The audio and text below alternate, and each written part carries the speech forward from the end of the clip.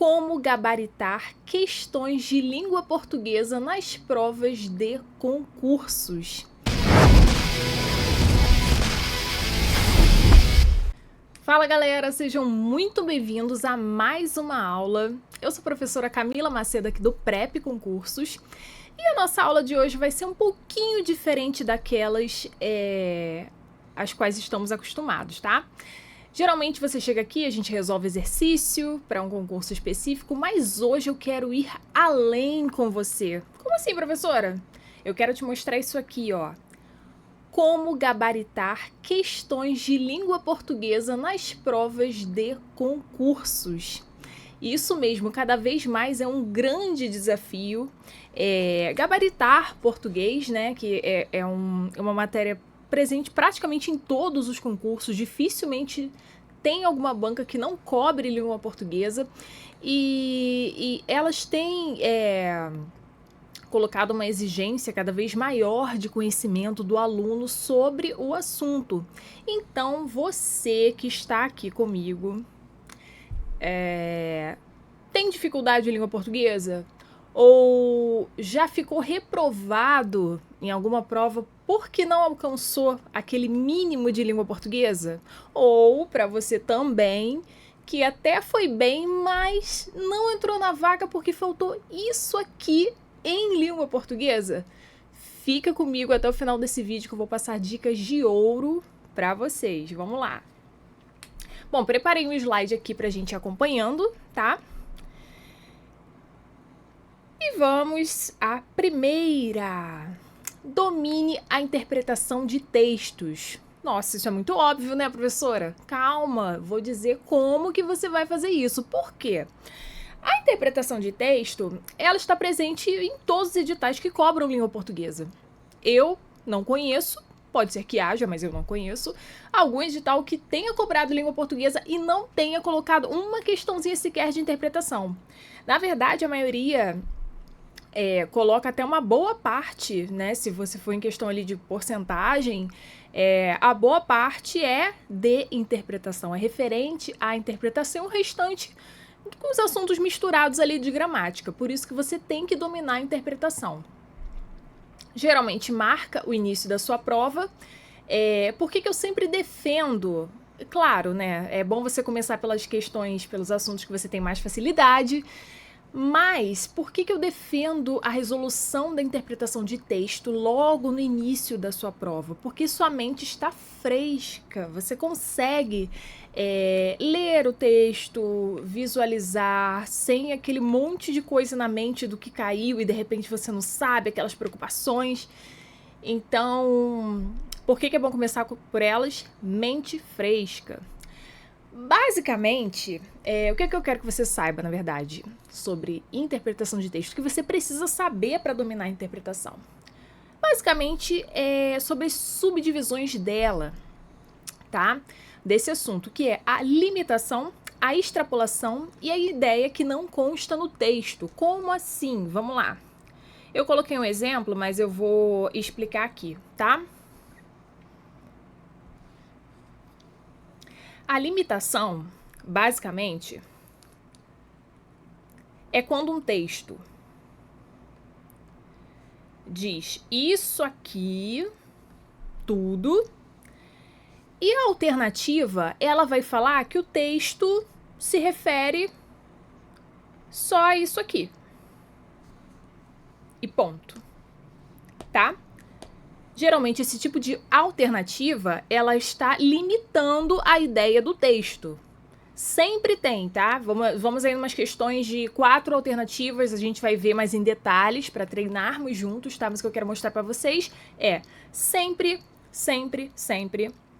em questões de interpretação, haverá uma alternativa que vai limitar a ideia real do texto. Também haverá a extrapolação, que é o contrário da limitação. Tá? O texto é isso aqui, a ideia geral do texto. E aí a alternativa vai dizer, ó, isso aqui. Opa, calma aí, disse muito além do que tem no texto de fato, né?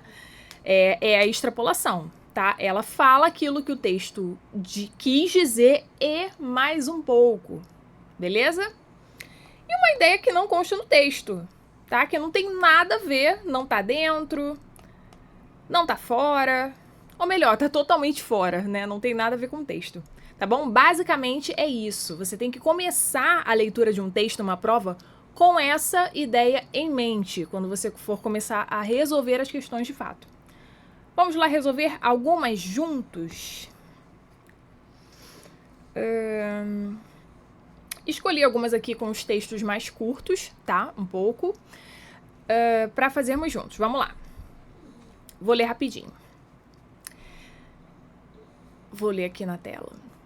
Na escola Nossa Senhora do Morumbi, em São Paulo, a professora Débora Correia ensina poesia para as turmas de 4º ano do ensino fundamental desde 2002. O projeto Poesia também se aprende... o projeto, tem por objetivo permitir que as crianças brinquem com as palavras e percebam as diferenças entre os ritmos e sonoridades. Cantar, recitar, falar e recitar. Após 5 anos de trabalho, ela diz que a garotada aprende a reconhecer, compreender e dar significado às palavras. Sem falar que o vocabulário enriquece, pois todos aprendem novas expressões no contexto em que elas deveriam ser usadas, afirma. A poesia estimula o raciocínio ao brincar com as palavras, e os menores, que ainda têm dificuldade para se expressar, aproveitam muito essas oportunidades de troca, até porque os textos sempre representam situações reais. Considerando os aspectos linguísticos do texto anterior e a leitura nos anos iniciais do ensino fundamental, julgue os próximos itens. Aqui é uma questão de certo ou errado, tá? Muito comum na banca Sebrasp, mas vale para tudo que eu vou explicar para vocês, tá? Depreende-se do texto que a autoridade da professora entrevistada decorre de sua experiência no trabalho com a leitura? Bom, professora, eu já ouvi dizer que é bom ler o enunciado primeiro, depois o texto. Sim, tá? Se você tivesse lido o enunciado primeiro, é porque eu fui na sequência aqui com vocês, tá? Mas até indico ler o enunciado primeiro para já começar fazendo uma leitura intencional do texto. Por quê? Ele está afirmando aqui, depreende-se do texto que a autoridade da professora... decorre da sua experiência no trabalho com a leitura. E se você tivesse lido antes aqui o enunciado, você já sublinharia, ó, a professora Débora ensina poesia para as turmas desde 2002. Vamos lá. Após 5 anos... Após 5 anos de trabalho... Ela diz que a garotada, Enfim, depreende-se do texto que a autoridade da professora decorre da experiência com a leitura? Sim. Por que ela tá falando tudo isso? Porque ela tem experiência, tá? O trabalho dela, ela ensina poesia desde 2002, e aí dá uma entrevista aqui após 5 anos de trabalho, tá? Então, perceba que a questão não extrapolou, não limitou e não disse algo que não tem nada a ver, tá? Vai ficar mais claro nas questões com mais alternativas que estão nas próximas aqui, ó. Não, essa ainda é de certo ou errado, tá? A próxima tem alternativa, eu vou conseguir explicar melhor para vocês. Vamos lá.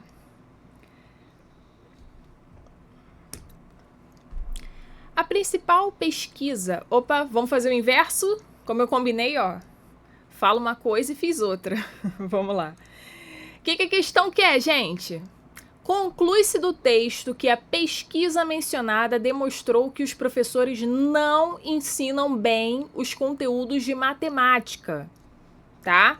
E você vai ter que dizer se é isso que o texto está falando ou não, não é isso que o texto está falando. Agora vamos fazer uma leitura intencional. Porque esse é o diferencial, essa é a virada de chave na resolução de questões de interpretação de texto, tá? A leitura intencional. Vou ler aqui com vocês. Vamos lá. A principal pesquisa internacional sobre educação feita pela Organização para a Coordenação do Desenvolvimento Econômico mostrou que, no período de 2012 a 2022, houve um aumento acentuado no nível de ansiedade em relação à matemática entre os alunos da grande maioria dos 81 países avaliados, especialmente no Brasil. Na média dos países dessa organização e parceiros, 65% dos estudantes têm ansiedade em relação às suas notas em matemática e cerca de 40% dos estudantes se sentem nervosos, tensos ou desamparados ao resolverem problemas matemáticos. No Brasil, esses índices são ainda mais altos, 79,5% e 62,3% respectivamente. Na maioria dos países, houve um aumento nesses índices de ansiedade em relação à matemática em comparação a 2012. Coreia do Sul, Singapura e Tailândia foram os únicos países onde os índices de ansiedade caíram entre 2012 e 2022. Também uma comparação injusta, né, gente? Vamos lá. Segundo essa organização, esses resultados são preocupantes, porque isso pode impactar não apenas no desempenho, mas na sua prontidão para o aprendizado ao longo da vida, diz o relatório. A cada edição, o PISA escolhe um tema para fazer o aprofundamento. Em 2022, o estudo se dedicou a entender como os alunos lidam com estratégias de aprendizado e quais são as suas posturas em relação à vida. Vamos lá. A gente já leu o enunciado, tá? E fizemos uma leitura intencional. O que o enunciado diz? Recapitulando aqui, tá? Conclui-se do texto que a pesquisa demonstrou que os professores não ensinam bem conteúdos de matemática. Vamos ver onde é que está isso no texto, gente? Vamos lá. O que eu vejo no texto? Que está falando, aumento acentuado no nível de ansiedade em relação à matemática, tá? Os alunos têm ansiedade em relação às suas notas, se sentem tensos, nervosos, desamparados ao resolverem problemas matemáticos, tá? Tô falando dos números no país. Aqui, fazendo uma comparação com outros países, houve um aumento nesses índices de ansiedade em relação à matemática em relação a 2012, tá? Na maioria dos países. Aí falou da exceção aqui dos países asiáticos. Beleza, vamos lá. A gente percebe aqui na questão que fala-se muito sobre, o foco do texto é a ansiedade em relação à matemática. A gente vê isso no primeiro parágrafo, a gente vê isso no segundo, no terceiro, tá? Gente, em local algum do texto está dizendo que os professores não ensinam bem conteúdo de matemática, não cita nem professor, não está falando sobre aprendizagem por conta dos professores, mas sim por conta da ansiedade dos alunos, portanto, errado.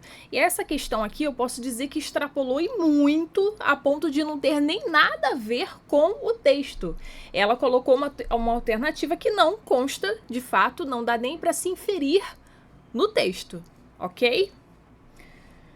Vamos para a próxima, uma poesia. Por isso que tem 1, 2, 3, 4, 5, 6, um monte aqui. Vamos lá. O que ele pede aqui? A partir da leitura do segundo parágrafo. A partir aqui do 4. Podemos inferir que o autor... Então, vamos lá. Vamos dar uma lida aqui. Às vezes... Deixa eu ir marcando com vocês. Vamos lá. Às vezes, a gente não se dá conta. Mas o mal-estar fica ali, triangulando entre o cérebro, estômago e boca. Quer dizer que falamos errado? O idioma que aprendemos no berço não passa de uma versão bastarda de certa língua para sempre estrangeira? Esse aqui é o primeiro parágrafo, tá? O foco é o segundo. Me refiro ao estrago que a Brigada de Guardiões da Norma Culta faz à nossa autoestima cultural e a qualidade do ensino de português nas nossas escolas. Vamos lá. Qualidade de ensino de português em nossas escolas. Aí, a partir desse texto, a gente vai conseguir ver melhor aqui, tá? Nesse e no próximo, essas questões aí, essas dicas de ouro da interpretação. A partir da leitura do segundo parágrafo, podemos inferir que o autor mostra que a deterioração da língua não é um fato evidente? Não. Ele não diz isso. Explica o seu gosto pelos usos informais da língua portuguesa?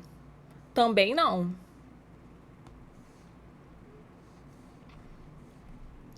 Tá? A gente vê no texto. É que eu queria que aparecesse tudo aqui, mas acho que não vai aparecer. Ele indaga porque falamos errados, mas não... Falamos errado, né? Mas não está explicando o gosto pela linguagem informal, tá? Apesar dele citar a norma culta. Norma curta, gente, que tá aqui. Eu li culta, tá? É curta. Ele não fala da norma do informal, tá? Faz uma crítica à qualidade do ensino da língua portuguesa? Faz mais sentido, né? Mas vamos ver o próximo.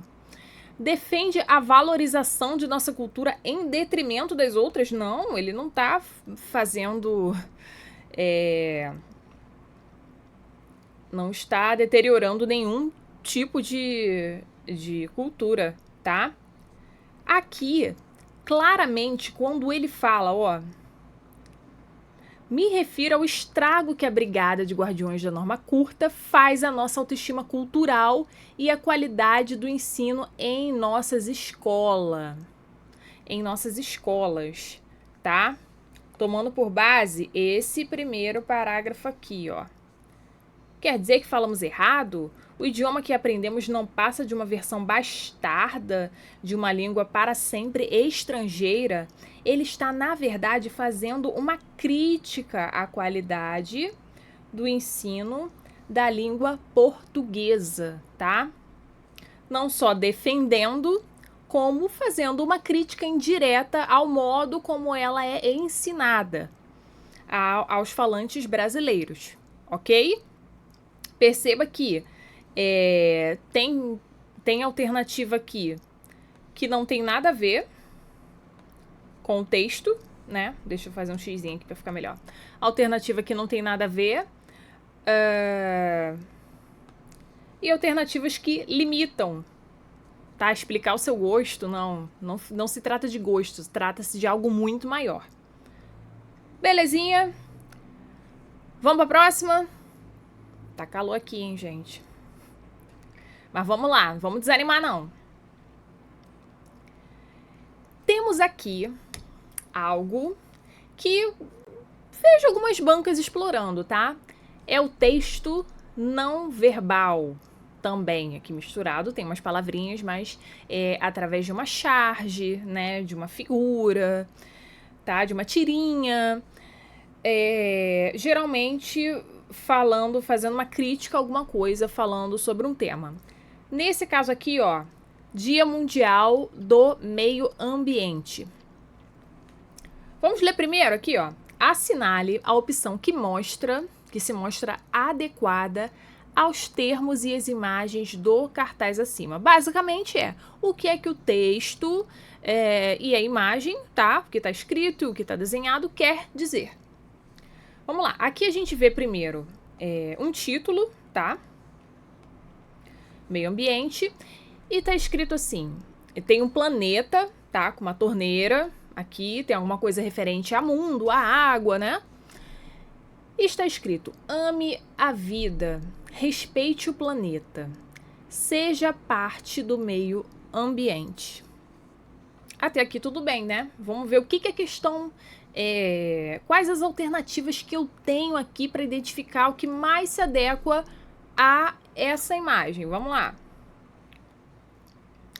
Eu vou deixar aqui, porque aí pega um pouquinho de cada um.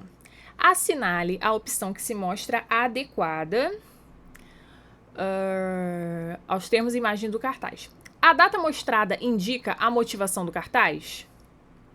Ó, a data, ó, 5 de junho, Dia Mundial do Meio Ambiente, e temos aqui uma figura que remete a algo relacionado ao meio ambiente. Até aqui, tudo bem, mas vamos ver os outros.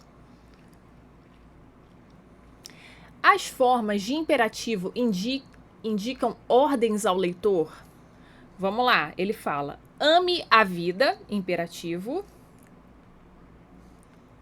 Respeite o planeta, seja parte do meio ambiente. Vou explicar mais pra frente, que é uma questão meio polêmica, tá? Mas vamos pra próxima. Também faz algum sentido, tá? Vamos pra C. A mensagem, pela posição do globo, se dirige exclusivamente ao Brasil? Exclusivamente, ó. Limita. Lembra do que eu falei? Limitadores do texto? Isso aqui limita demais, tá? Tá falando do mundo.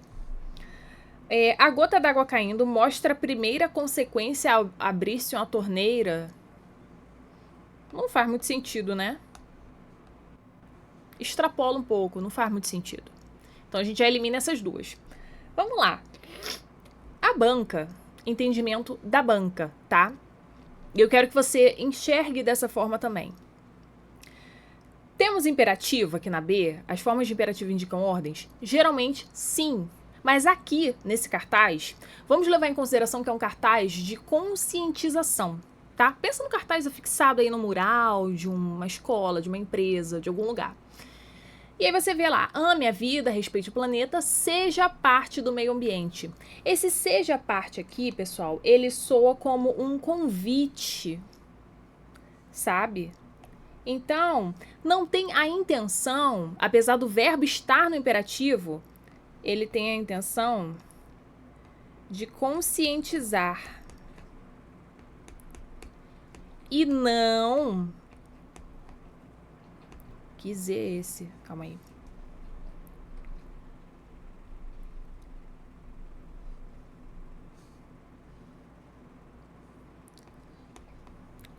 E não de dar ordens a alguém. Por isso, a alternativa correta foi a letra A. Por quê? De fato, a data mostrada indica a motivação do cartaz. O que vamos fazer em junho? Ah, tem o Dia Mundial do Meio Ambiente, ó, dia 5. Então vamos colocar aqui, né? Fazendo referência, eu coloco uma imagem que tudo tem a ver com o meio ambiente, porque engloba planeta, água, países, homem, tá? Que tá aqui acima da torneira. Beleza? Então esse foi o entendimento da banca, tá? Não foi a segunda, porque não dá ordem de fato, quero até excluir aqui, ó. A intenção não é dar ordem, mas conscientizar, é fazer um convite à população a ter uma atitude diferente, a mudar o comportamento. Beleza, vamos nessa. Dicas de ouro que eu deixo aqui para vocês. A respeito de interpretação de texto, tá? Treine leitura ativa. Como é que é leitura ativa? Sublinhe palavras, ó. Aquele bizu, leia o enunciado primeiro e depois vai fazendo uma leitura intencional, também chamada de leitura ativa, tá? Sublinhando as palavras-chave. Identifique a ideia central, o que está pedindo o enunciado e o que está dizendo o texto, tá? Relacione as partes do texto. Preste atenção no que delimita, extrapola e o que não tem nada a ver com o texto. Pessoal, encarou uma questão aí de interpretação, ó. Lembre-se da minha voz. A minha voz, ela vai surgir lá na mente de vocês no momento da prova. A professora falou... É certo ou errado, é questão com quatro alternativas, não importa, tá? Ou vai delimitar, ou vai extrapolar, ou não vai ter nada a ver com o texto. Essas três aí. E a outra, claro, vai ser a correta, tá? Que você tem que marcar. Desconfie de alternativas extremas, tipo sempre, nunca, exclusivamente, tá? Geralmente estão erradas. Isso aí vale para todas as matérias, né? Não só para a língua portuguesa, mas é muito comum ver em interpretação de textos também. Isso aqui, gente, isso aqui é primordial. Isso aqui vai fazer a diferença na sua preparação também, tá? Conheça o estilo de cobrança de cada banca. Cada banca. Você que já está se preparando aí com prep e concursos sabe que todo o material ele é voltado ao estilo da banca em todas as matérias, interpretação de texto, acho que tiver, tá? Raciocínio lógico, direito, enfim. Cada banca segue um perfil. Então, cada curso que a gente tem aqui é focado no edital de acordo com o perfil da banca. Não é um curso, por exemplo, para todos os cargos, não é um curso de interpretação para todos os cargos, não. É adaptado à banca. Por exemplo, se eu tenho um curso aí que tem a CESP ela cobra interpretação com muitas pegadinhas, né? E exige a interpretação aí do certo ou errado. FCC, ela gosta de textos longos, explora muito mais a gramática, que é a interpretação de texto. VUNESP, questões diretas, mas cheias de detalhes. FGV adora textos complexos e gramática contextualizada, né? Costuma ser o terror do concurseiro. Mas aqui você vai aprender língua portuguesa, independente da sua banca aí, de forma clara e objetiva. Então, se você não adquiriu o seu curso ainda, ó, link aqui embaixo, ok? Para gabaritar, porque esse vídeo aqui, é claro, tem as dicas, mas o que vai te ajudar mesmo é o seu desempenho no curso, beleza? E resolva provas anteriores, né, pessoal? Isso aí é de praxe. Todo concurseiro tem que resolver provas anteriores, independente da matéria, incluindo interpretação de texto, que muita gente negligencia, mas pode ser o diferencial da sua prova. Estude gramática, ponto 2, dica de ouro 2. Pessoal, você tem que estudar gramática na sequência correta. Tem um vídeo aqui de um outro professor de língua portuguesa que ele fala sobre isso, tá? Existe uma ordem, por isso eu não vou me prolongar nisso aqui, tá? Mas existe uma ordem para se estudar gramática. Você não pode começar por onde você quiser. Você não pode ver, poxa, a banca vai cobrar concordância, regência. Eu gosto mais de regência, eu vou começar por regência. Eu tenho dificuldade em crase, então eu vou cair dentro em crase. Gente, se você não souber a base, ó. O que é a base, professora? Isso aqui, ó. Morfologia, sintaxe ali dos termos da oração, tá? Sujeito, predicado, transitividade verbal, verbo direto, indireto. Se você não souber essa base aqui, dificilmente você saberá lidar com estas aqui. Então eu deixei bem resumidamente, tá? Começar por morfologia para entender a classe gramatical das palavras, depois sintaxe, que é a função de cada palavra dentro de uma oração e a função de uma oração com a outra, concordância, que tem a concordância verbal, nominal, regência, de verbo, de nome também, que cai muito. Por fim, depois da regência, a crase, tá? Então, estude gramática na sequência correta. O curso aqui tem as aulas na sequência correta e isso deve ser respeitado. Para você que estuda através de cursos, para você que estuda de forma autônoma, tem uma sequência e ela deve ser respeitada. A não ser que você tenha uma base muito boa nesses pontos iniciais aqui, você pode seguir para as próximas. Fora isso, tá começando do zero, fazer o dever de casa direitinho, beleza? Coloquei um assunto que quase sempre cai em concurso. Eu acho que só em um, com certeza, só em um que eu não vi questão desse tipo. Não que não tivesse no edital, mas eu não vi na prova que eu fiz.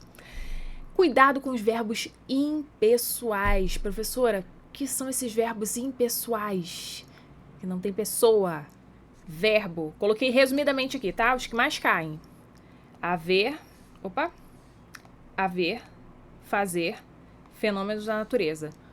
Haver, em todas as hipóteses? Não. Quando o haver significar, na frase, na oração, existir, acontecer.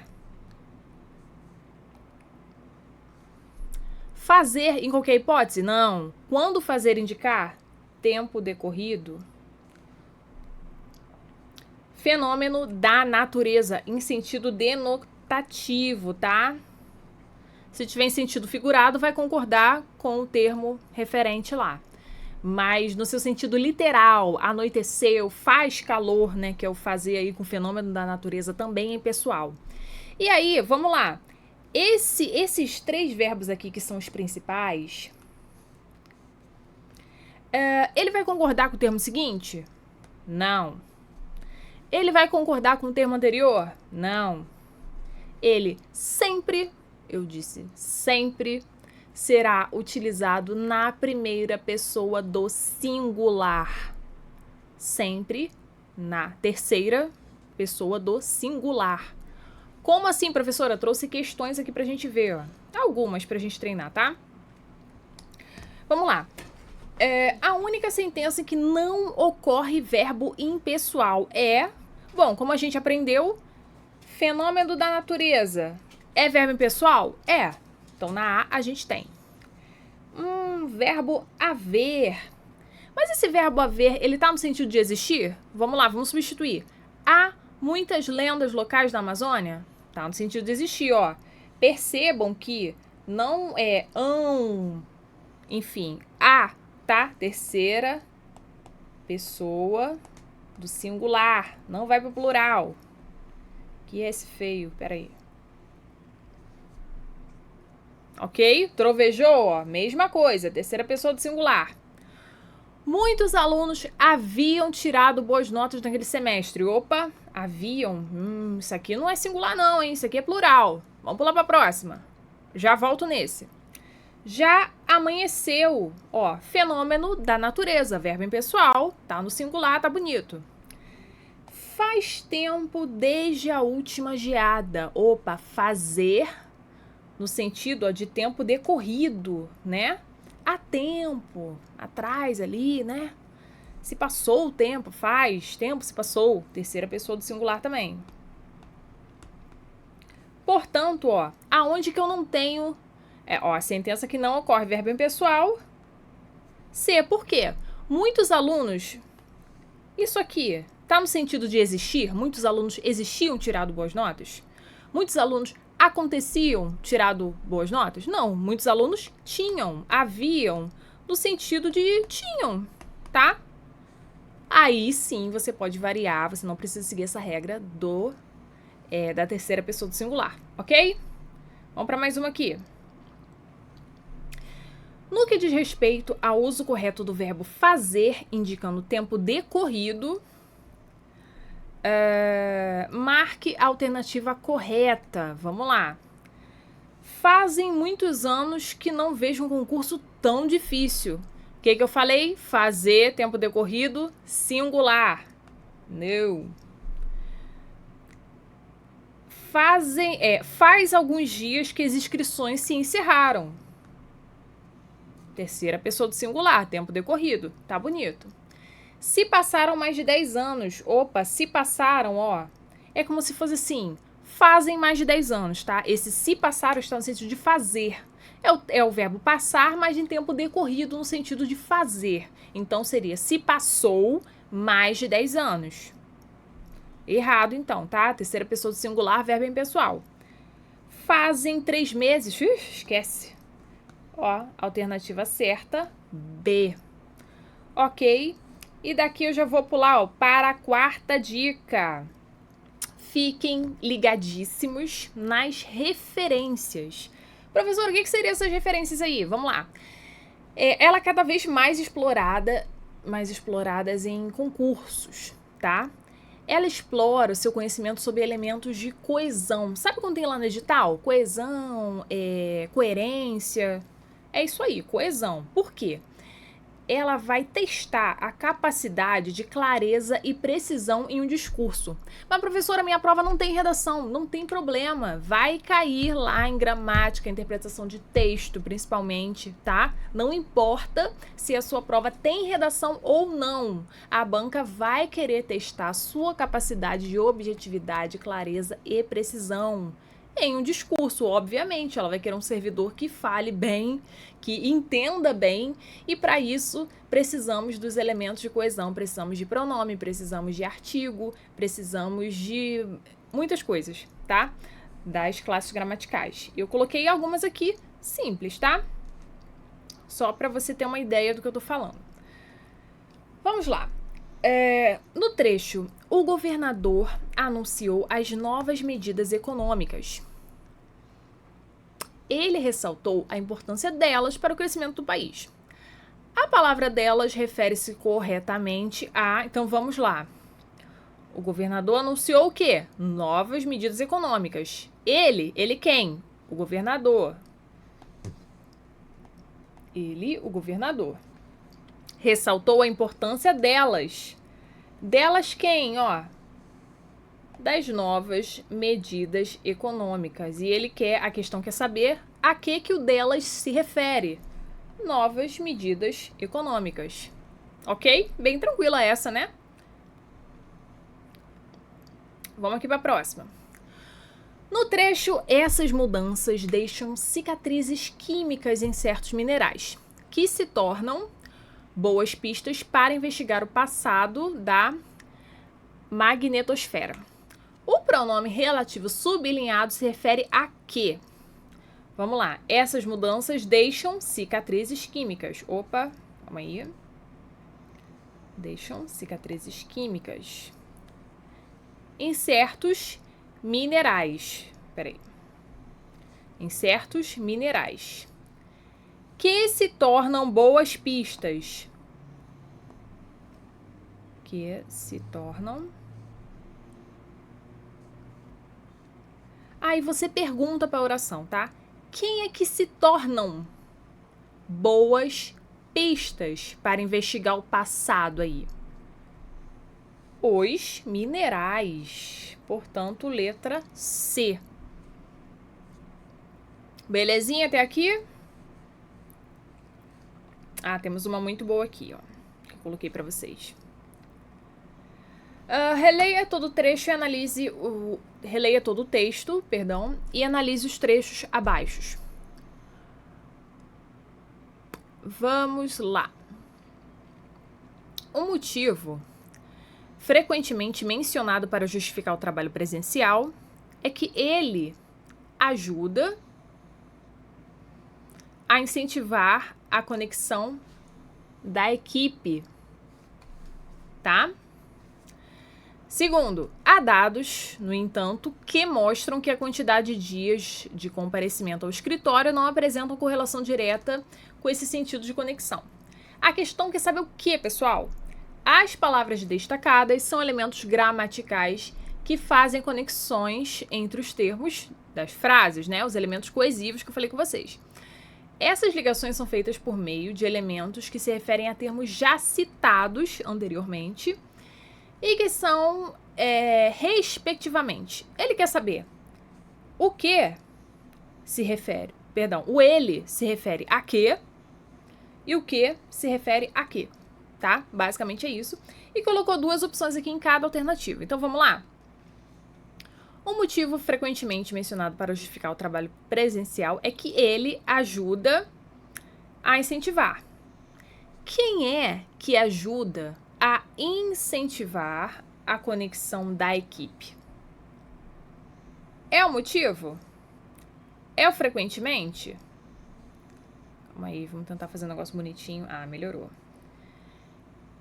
Quem que ajuda a incentivar? O trabalho presencial ajuda a incentivar. Então, aqui, para não repetir trabalho presencial, usa-se o mecanismo de coesão ele. Ele quem? O trabalho presencial ajuda a incentivar a conexão da equipe. Aqui embaixo. Há dados, no entanto, que mostram que a quantidade de dias... Opa! Quem mostram? Ó, é sempre bom perguntar pro verbo, tá? Quem mostram? O no entanto? A quantidade? Não, ó. Dados. Dados mostram. Para não se repetir a palavra dados, eu usei um pronome aqui relativo que.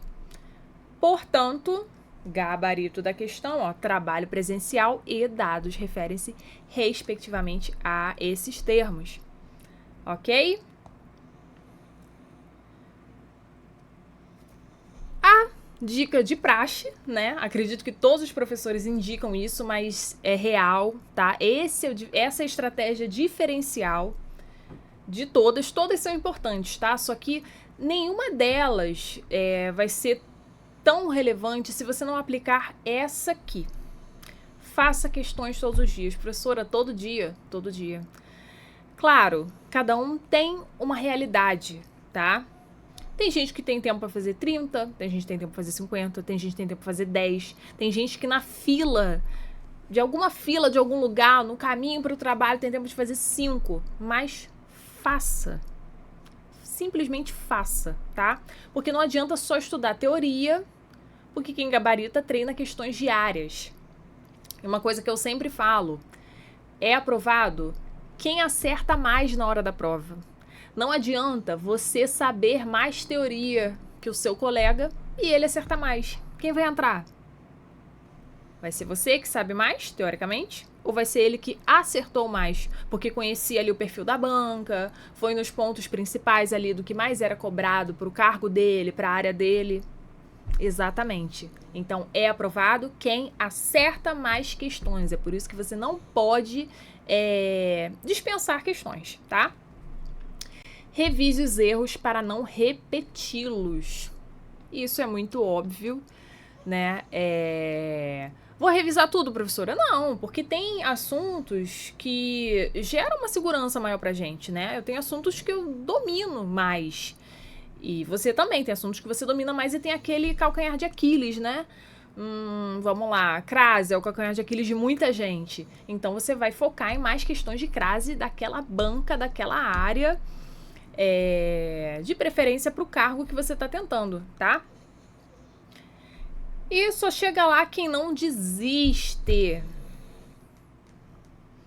É isso, esse é o segredo, é a receita do sucesso, tá? E falando aqui em questões, mas professora, questões, e aí, como é que eu vou ter o material certo, o português na sequência correta, as questões estratégicas, quanto tempo eu vou poder ficar estudando esse material? É aqui que entra o nosso curso, tá? Não é da PF aqui. Nesse caso, o que nós estamos oferecendo, ó, concurso do INSS, que é um concurso que já está aí, tá? Na área, tá bom? Já está sendo especulado um novo concurso do INSS para este ano de 2025. E a gente sabe que é um concurso que precisa de muita gente. É um concurso que chama muita gente. E entra aí quem começar a se preparar primeiro. Aqui no Prep Concursos você tem os assuntos, né, focados no edital, tá? A gente já tem um conteúdo pré-edital com as matérias possíveis, tá? Baseados aí nos últimos concursos do INSS, nesse caso, tá bom? Mas, professora, se cobrar outra coisa no edital, a gente tem atualização do material para vocês, tá? Teoria objetiva é o que eu falei. Não adianta você saber mais e chegar na hora não souber, não ter estudado aquilo que realmente cairia na sua prova. É por isso que a gente tem teoria objetiva nos nossos cursos, ó, e exercícios estratégicos. Esses dois aqui principalmente são diferencial aí daquele que fica dentro das vagas, daquele que fica num bom cadastro de reserva e daquele que não é aprovado, tá? Cronogramas personalizados, perdão, de acordo aí com a sua disponibilidade, ok? Sem contar aqui, pessoal, com o apoio de professores especializados em concursos públicos, tá? Tem apoio desses professores também para tirar dúvidas, para esclarecer questões, tá? Tem todo um aparato aí pronto para te apoiar na tua aprovação, ok? O link desse curso estará na descrição desse vídeo. Se eu fosse você, não perderia tempo. O concurso está cada vez mais concorrido e o tempo está cada vez mais escasso. Então, quanto mais objetivo, mais estratégico que você for, mais chances você tem de passar. Não só podemos, como também queremos te ajudar. Então, dê uma olhadinha no link aqui embaixo. Não fique fora dessa e garanta sua vaga aí no INSS. Pessoal, muito obrigada pela companhia de vocês mais uma vez. Eu espero ter esclarecido bem aí com as dicas de como gabaritar a língua portuguesa. É tudo um conjunto, é tudo um processo. Nada acontece da noite pro dia, tá? A gente aprende muito errando. Não adianta saber aqui a teoria e não tentar para errar, porque a gente vai errar, não tem jeito, tá? Mas é assim que o nosso conhecimento vai sendo lapidado e a gente consegue fazer a prova com sabedoria, com gestão de tempo, tá? Já ligado ali nas pegadinhas da banca, ok? Então, mais uma vez, muito obrigada e até a próxima. Tchau, tchau!